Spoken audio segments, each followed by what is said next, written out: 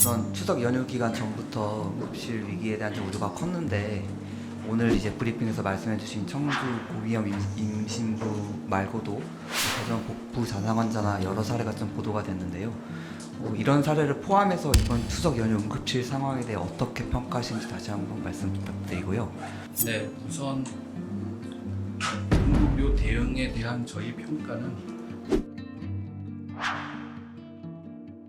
우선 추석 연휴 기간 전부터 응급실 위기에 대한 좀 우려가 컸는데 오늘 이제 브리핑에서 말씀해주신 청주 고위험 임신부 말고도 대전 복부 자상 환자나 여러 사례가 좀 보도가 됐는데요. 이런 사례를 포함해서 이번 추석 연휴 응급실 상황에 대해 어떻게 평가하시는지 다시 한번 말씀 부탁드리고요. 그리고 다른 하나는 그 연휴 직전에 복지부에서 지침 내려서 그 응급실 진료 거부 사유로 인력이나 시설이 부족한 경우도 이제 정당한 사유로 인정하겠다라고 밝히셨는데요. 이거에 대해서 일부 환자단체에서는 그런 응급실에 방문한 환자들이 오도 가도 못하는 상황이 되는 거 아니냐라는 우려가 나오고 있어서 이런 환자단체의 우려에 대해 또 어떻게 보시는지 궁금합니다. 네, 우선 응급의료 대응에 대한 저희 평가는 전공의 집단 행동으로 인해 평소보다 의료 인력이 적었음에도 불구하고 응급실이 중증 환자 치료에 집중할 수 있었던 것으로 평가합니다. 물론 지역별로 또 특정 시간대별로 배후 진료 부족 등으로 진료를 받으시는데 시간이 소요되어 환자나 가족분들께서 어려움을 겪으신 사례도 일부 있었던 것이 사실입니다. 그렇지만 연휴 전에 일부에서 우려했던 것과 같이 의료 공백으로 인한 큰 불상사나 큰 혼란은 없었다고 봅니다. 이는 전적으로 의료 현장에서 헌신해 주시는 의료진, 구급대원, 응급상황실 근무자, 경찰, 지자체 공무원들의 노력 덕분입니다. 또한 국민들께서 중증이 아니면 동네 병의원을 우선 찾아주셨고 응급실 이용에 협조해 주신 덕분입니다. 아직 연휴가 끝나지 않았으므로 정부는 긴장감을 갖고 상황을 면밀히 점검하고 있습니다. 다만 연휴가 끝난 이후에도 어려운 진료 여건은 여전할 것이므로 절대 방심하지 않고 국민의 생명과 건강을 지킬 수 있도록 최선을 다하겠습니다. 그리고 두 번째 질문해 주신 그 진료 거부와 관련하여 요번에 저희가 진료 거부 사유를 구체화하고 안내한 내용은 크게 두 가지입니다. 환자 또는 보호자가 폭행이나 진료에 필요한 장비 등을 손상하게 하는 등 의료 행위를 방해하는 경우이거나 응급의료시설 내 인력, 시설, 장비 등이 갖추어져 있지 않아 적정한 진료가 불가능한 경우에 진료 거부가 가능하다고 하였습니다. 물론 일부 언론에서는 경증 비응급 환자의 진료 거부도 정당한 사유라고 보도하였지만은 이미 응급의료법에 관련 규정이 있어서 저희가 이것의 확대는 검토하고 있지 않습니다. 요번에 정당한 사유로 내린 지침은 의료진들과 환자분들의 신속한 진료를 위한 것이었지 환자분들의 그 진료를 더 어렵게 하거나 그러한 사례는 없는 것으로 알고 있습니다. 현장과 더 긴밀히 소통하여 이러한 그 지침을 보완하도록 하겠습니다. 네, 현장 질의 추가로 있으실까요? 네, 없으시면 온라인으로 전달된 기자분들의 질의를 말씀드리겠습니다.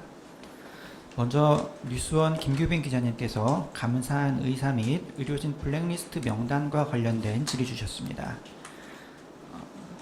감사한 의사라는 제목으로 의료계 집단 행동에 동참하지 않고 복귀한 의사, 의대생 명단을 수차례 게시한 혐의로 오는 20일 영장 실질 신문을 받는 정모 씨에 대해 금고형 이상으로 형량이 확정될 경우 의사 면허가 취소되는지 여부가 궁금합니다. 그리고 이른바 의료진 블랙리스트 명단이 지난 14일 업데이트된 것으로 알려졌는데 복지부에서는 이 리스트에 대해서도 경찰에 추가로 수사 의뢰하셨는지 궁금합니다. 네, 특정 사건에 지금 수사가 진행 중인 특정 사건에 대해서 언급하는 것은 적절하지 않다고 생각합니다. 정부는 이러한 그 의사 블랙리스트 등 문제의 심각성을 인지하고 그간 복귀하여 근무 중인 전공의와 교수 등의 리스트를 유포한다든지 의사 커뮤니티 내에 공개 비방을 한 총 43건을 수사 의뢰한 바 있습니다. 수사기관에서는 수사를 통해 용의자를 특정하고 총 32명을 검찰 송치하는 등의 조치를 취한 것으로 알고 있습니다. 또 질문하신 특정 해외 사이트의 의사 블랙리스트 업데이트를 확인한 당일 9월 14일이 되겠습니다. 업데이트된 전체 내용을 수사기관에 제공하였고 현재 수사기관에서 수사가 진행 중인 것으로 알고 있습니다. 네, 다음으로 이투데이 김지영 기자님의 질의입니다. 강원도에서 안구 파열 환자가 15시간 만에 인천에서 수술을 받았다는 보도에 대한 설명 부탁드리겠습니다.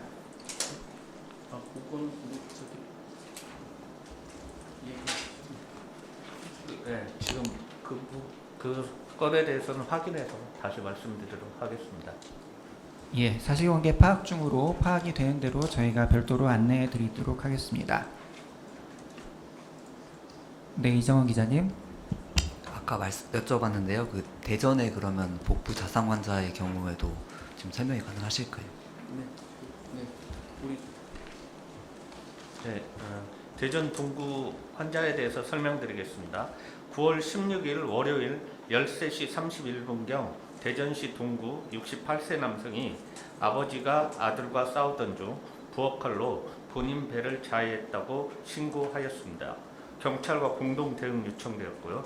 구급대에 따르면 13시 37분경에 현장에 도착 당시에 환자는 복부 열상, 좌측 완화 부족, 그리고 의식은 있으나 주치 상태였습니다. 응급처치 후 13시 57분부터 17개 병원을 수용 문의하여 14시 48분 천안 충무병원이 선정되었고 나머지 16개 병원은 진료과 부재, 애과 수술 등으로 수용이 곤란하다고 하였습니다. 14시 54분경 현장 출발하였으나 환자가 주치 상태로 협조가 어려워 108분 후인 16시 42분 천안 충무병원에 도착해서 의료진에 인계되었습니다. 환자의 의학적 상태 변화 및 인근 병원 운영 상황에 대해서는 추가적인 세부 사항은 관련 지자체와 조사 예정입니다.